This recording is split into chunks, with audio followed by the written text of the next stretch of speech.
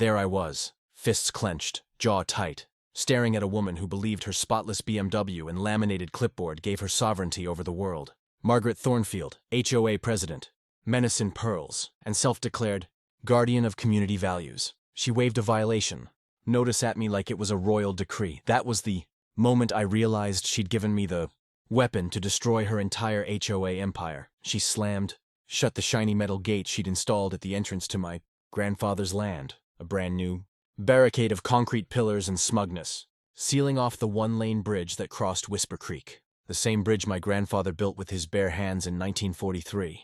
Her voice dripped with superiority as she pointed at my truck on the other side of the gate. Unauthorized vehicle storage, she announced, as if she were a judge sentencing me to exile. She had no clue this land had been Morrison property for 3 generations, long before anyone imagined a luxury subdivision here. And she definitely didn't know the most important fact of all. I own the only bridge connecting her precious lakeside estates to the outside world. Every one of those polished residents had to cross my private bridge just to leave their driveway. They were all one bad decision away from being stranded, and Margaret had just made that decision. If you've ever been bullied by a power-drunk HOA president, buckle up. What happened next turns every revenge story you've ever heard into amateur hour. But first, let me introduce myself. My name is Jake Morrison, 34, structural engineer specializing in, wait for it, bridges. Kinda poetic, right? 2 years ago, my grandfather passed and left me his Pine Lake fishing cabin. 3 acres of wooded heaven, reachable only by that bridge. I travel a lot for work. Denmark, Brazil, New Zealand. But that cabin was always home. Grandpa taught me to fish on that dock, to spot deer tracks along the creek, to take care of that bridge like it was family, because to him, it was. The world around Pine Lake changed while I was gone. Thick forest replaced by overpriced houses that all looked copied and pasted. And from that suburban invasion rose Margaret Thornfield, a 52-year-old former city dweller who reinvented herself as the iron-fisted ruler of the HOA. She policed mailbox colors. She fined people over garden gnomes. She measured grass. I'm not joking, a literal ruler. She looked at my cabin like it offended her delicate sense of curb appeal. So when I returned from Denmark after 6 months, she was waiting like a vulture who finally spotted a meal. The new gate gleamed in the morning sun, and she stood proudly beside it, expensive perfume fighting a losing battle against the scent of pine. She handed me paperwork, claiming the road to my bridge was now community property, and access was under HOA control. She slapped me with fines. $2,000 plus $50 per day my truck stayed. She actually smiled. Most of the newer residents supported her crusades, afraid she'd turn her gaze on them next.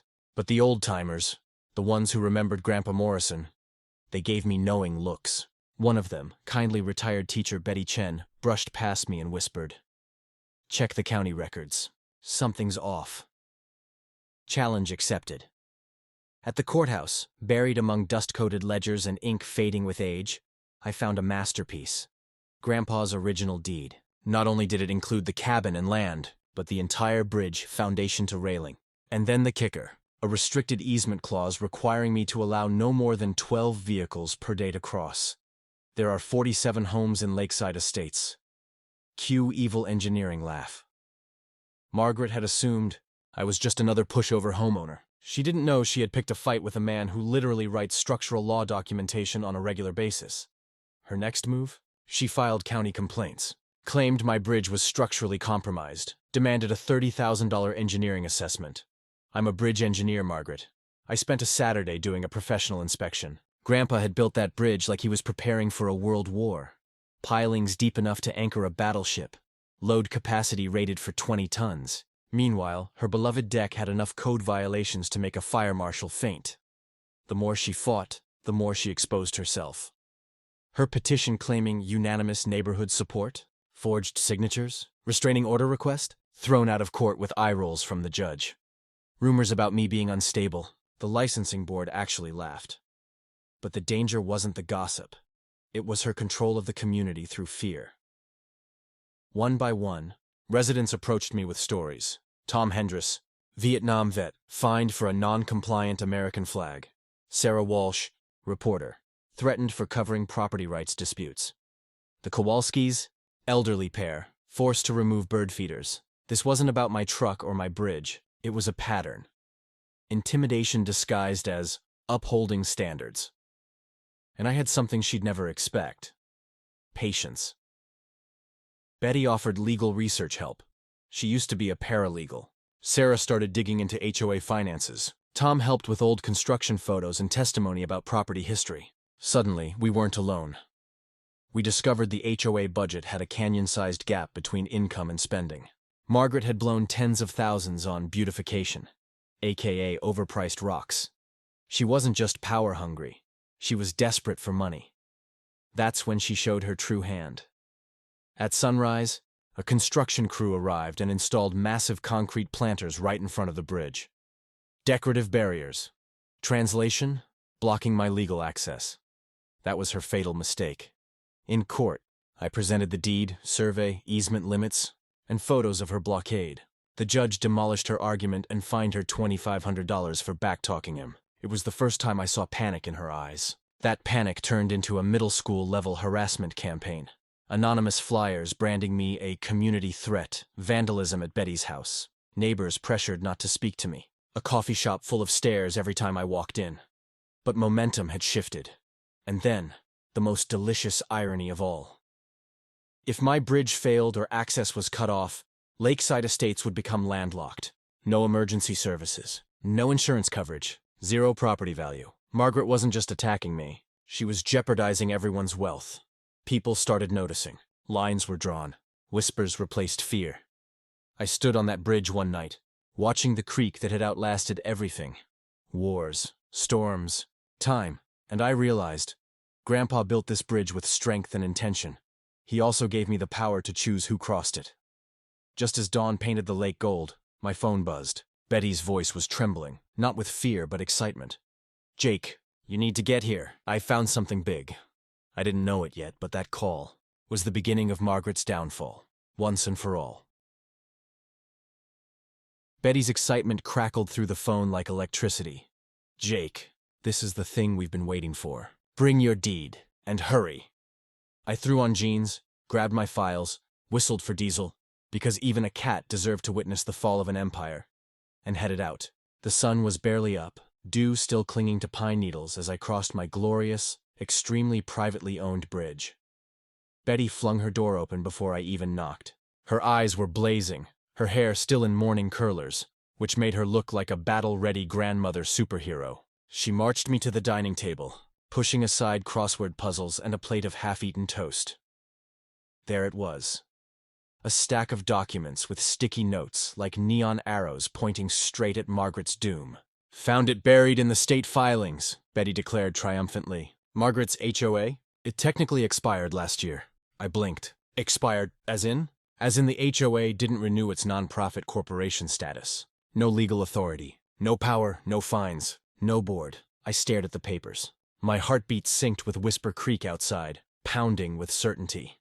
"Betty," I said slowly, "you're telling me the HOA doesn't legally exist?" She tapped the page like a judge slamming a gavel. "That's exactly what I'm telling you." For a moment, I was speechless. Then, I did something I hadn't done in months. I laughed. Oh, it felt good. The Bridge Defense Committee met that night in my cabin. Tom, Sarah, the Kowalskis, even a few nervous residents who'd been too frightened to take sides before. We laid out the facts like a strategic battlefield map. HOA corporate status, dissolved. Fines and fees, fraudulent. Gate and barriers, illegal construction. Budget shortfalls, financial misconduct. Bridge ownership, sovereign and ironclad. Tom cracked open a pack of cold ones. "So what now, son? You gonna nuke her from orbit or play with your food first?" Even Diesel, perched on the windowsill, flicked his tail like a feline approval stamp. "We'll do this smart," I said. "We don't stoop to her level. We expose the truth." Sarah leaned forward. "Tomorrow morning, HOA meeting? The big one she called to take action against you? We turn the tables." The team grinned like wolves who'd finally cornered a fox. And I had one more trick, something Margaret would never see coming. The HOA, meeting of the century. When I arrived at the community center, Margaret was already holding court like a wannabe dictator. Residents packed the room, some anxious, some angry, some just craving drama. Her PowerPoint slide flickered on the wall. Agenda: emergency measures concerning Jacob Morrison's bridge threat. Oh, this was going to be fun. Margaret spotted me walking in and narrowed her eyes. "You're late. Take a seat and do not interrupt." She didn't know I had come armed with paperwork sharper than a guillotine. Margaret launched into a fiery speech about lawlessness and public danger. She waved photos of my truck, my cabin, even my cat. Diesel looked positively criminal. Then she took a dramatic breath. "I hereby propose that the HOA seize operational control of the bridge until Jacob complies with—" I stood. "No." The room hushed. Margaret throbbed with outrage. "No? You don't get to say no." I raised my paperwork. "Actually, I do. Because this," I handed copies to the front row, who passed them down like a courtroom spectacle, "states that your HOA ceased to legally exist 12 months ago." Gasps. Murmurs. Someone in the back whispered, "Wait, what?" Betty stepped up beside me like a knight wielding receipts. She projected a full page from the state website onto the screen, right over Margaret's slideshow. Non-profit corporation. Status: dissolved. Failure to renew. License terminated. Margaret's face drained of color. "And since your organization doesn't legally exist," I continued, "you have no authority to issue fines, no authority to install gates, and absolutely zero authority to control my bridge." The room erupted. Residents turned toward Margaret, not with admiration, but accusation. "You lied to us. Where did our fees even go? Is that why the landscaping looks like trash?" Someone stood to confront her. "Margaret, did you forge our signatures on petitions?" Her jaw trembled. That's absurd!" "This is a misunderstanding." Sarah cut her off, waving bank statements like victory flags, missing $68,000 from the HOA account. "Want to explain that?" Margaret's veneer cracked. Her loyal board members suddenly discovered their shoelaces were fascinating. Tom stood and cleared his throat. "I hereby move that we form a new community group and suspend all HOA operations until a full audit is completed." Voices chimed in. "Aye. All in favor." Hands shot up like fireworks. Unanimous. I turned to Margaret. "Meeting adjourned." For the first time, Margaret had no comeback. She just stood frozen, drowning in the silence of lost power. As residents swarmed her with questions, real, justified questions, I slipped out quietly. Revenge didn't always require shouting. Sometimes, it only required the truth. But the war wasn't over. Bullies don't go down easy.